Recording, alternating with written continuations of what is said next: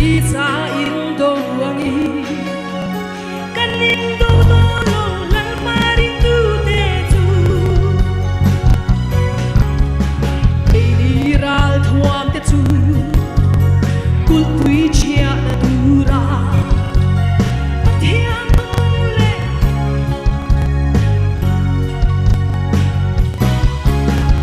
ram chu athia no na dai keu tu le ram chana lal ma ding tur lal pan zong le ka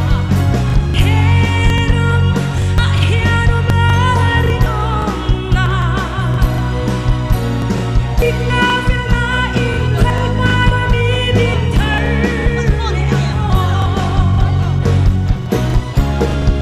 le thei de rap beta ta cham de zobin mangai na te a lo dai so na em ni mangai na a chuani ma ni ma sial na le tu am na te chuan kun re na chang te lo ram chu athia no na dai keu tu le ram chana lal ma ding tur lal pan na song me ka he ram a hiano mari dong na ikna filna in lal para mi din thar le ako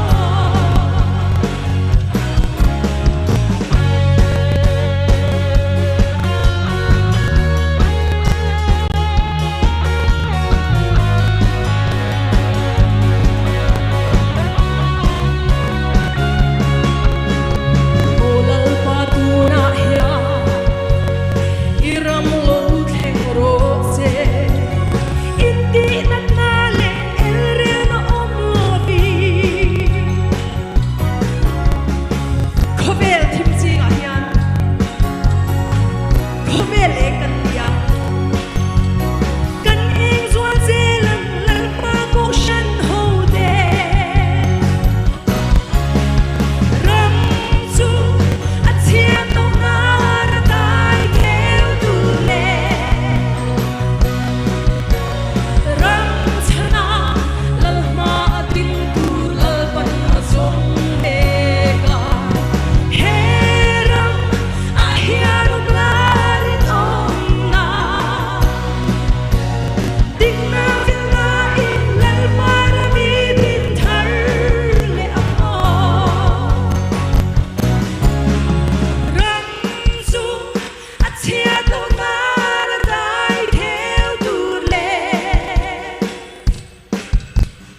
ram chana lal ma ding tur lal pan na zong me ka he ram a hiano mari dong na ding na filna in lal para mi din thar le ako